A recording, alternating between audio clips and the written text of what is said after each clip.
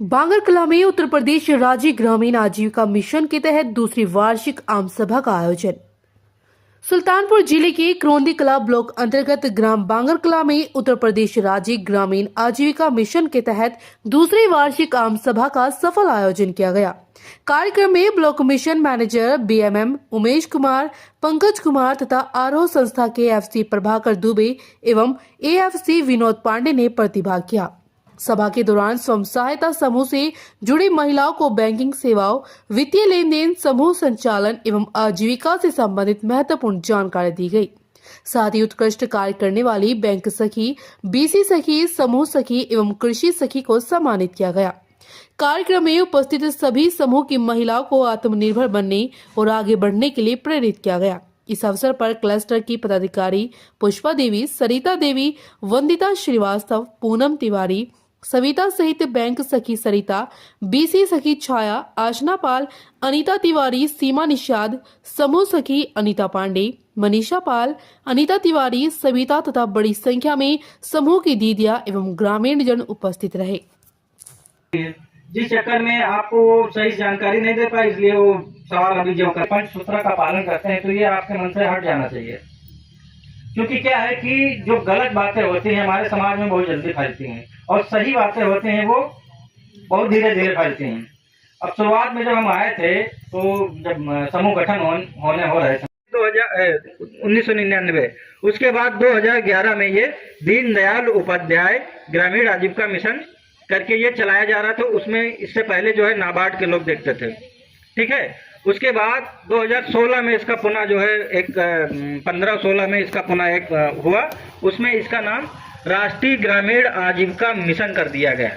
जिसके बाद से ये पहले कुछ स्टेट में चलाया जा रहा था, उसके बाद कुछ जनपदों में चलाया जा रहा था, फिर धीरे धीरे करके इसको जो है पूरे भारत में और पूरे स्टेट में, पूरे डिस्ट्रिक्ट के ब्लॉकों में इसको लाया गया। वो इसलिए कि इसका मेन उद्देश्य यही था, जो हमारी ग्रामीण अंचल की बहनें हैं और उनको कोई काम नहीं मिल रहा है, उनको इससे जोड़ा जाए और उनके हाथों को मजबूत किया जाए, ताकि धीरे धीरे वो भी सशक्त बने, ठीक है, वो भी गरीबी से बाहर निकले। क्योंकि ये गरीबी उन्मूलन पे ही पूरा कार्य आधारित है ना। तो फिर इसको जब लाया गया तो सबसे पहले क्या किया गया कि आपके बीच की जो एक्टिव महिलाएं थी, जो इस काम को अच्छे से समझ रही थी, उन महिलाओं को इसमें जो है सीआरपी के रूप में जोड़ा गया। उनको सीआरपी के रूप में 10-10 महिलाओं को पहले ड्राइव बनाई गई थी। पहले आपके बीच में जो आई थी, कितनी महिलाएं थी? 5 थी। हाँ, पहले 5 थी, 10 थी, इस टाइम 3 है ना। हाँ, पहले जो है 5 महिलाओं का एक दल बनाया जाता था और वो आपके सरकारी जो आपका वो था विद्यालय, उस पे वो निवास करते थे, ठीक है। 15 दिन आपके गांव में वो लगातार निवास करते थे, ठीक है। लगातार निवास करने का उनका उद्देश्य यही था कि वो जब आपके बीच में पुनः जाते थे, आपके बीच में बैठते थे, आपके पहले सुख दुख, पहले वो समूह की बातें नहीं करते। नाम प्रधानमंत्री सुरक्षा बीमा योजना है, जिसमें साल भर में एक बार 20 रुपया लगता है। साल भर में एक बार 20 रुपया लगता है। 20 रुपये में भारत सरकार हमें 2 लाख का इंश्योरेंस देती है और इसमें जुड़ने के लिए 18 से 70 साल वाले शामिल होते हैं। यानी कि जितने लोग हैं सभी लोग शामिल हो सकते हैं इसमें। तो आप लोग इसमें लाभ क्या है? लाभ 2-3 परिस्थितियों में मिलता है। पहला लाभ, अगर एक्सीडेंट के दौरान उस व्यक्ति की मौत हो गई जिन्होंने 20 रुपया का बीमा कराया है, उसके परिवार को 2 लाख की आर्थिक मदद मिलती है। दूसरा लाभ, विकलांगता की दशा में अगर आंशिक विकलांग हो रहा है तो 1 लाख रुपए, अगर पूर्ण विकलांग हो रहा है तो 2 लाख रुपए उसको मिलता है, जिन्होंने प्रधानमंत्री सुरक्षा बीमा योजना कराया है। भारत सरकार हमें मात्र 20 रुपए में 2 लाख की सुरक्षा दे रही है। तो आप लोग समूह से जुड़े हुए हैं, आप जागरूक हैं, तो आप लोगों से मैं अपेक्षा करता हूं कि प्रधानमंत्री सुरक्षा बीमा योजना सभी लोग कराइए। कितने लोग कराए प्रधानमंत्री सुरक्षा बीमा योजना? यहाँ पर 100% लोग प्रधानमंत्री सुरक्षा बीमा योजना लाभ लिए हैं। दूसरी योजना है जीवन ज्योति योजना। जीवन ज्योति योजना जो है 18 से 50 साल वाले इसमें शामिल होते हैं। 18 से 50 साल वाले और 55 साल तक चलता है। इसमें एक बार 436 रुपये का प्रीमियम लगता है, 1 साल के लिए होता है। इसमें भी लाभ है 2 लाख का, भारत सरकार हमें जो है बीमा देता है 436 रुपये में। तो इसमें लाभ क्या है, चाहे साधारण मौत हो रही है एक्सीडेंटल, दोनों परिस्थितियों में आपको लाभ मिलेगा।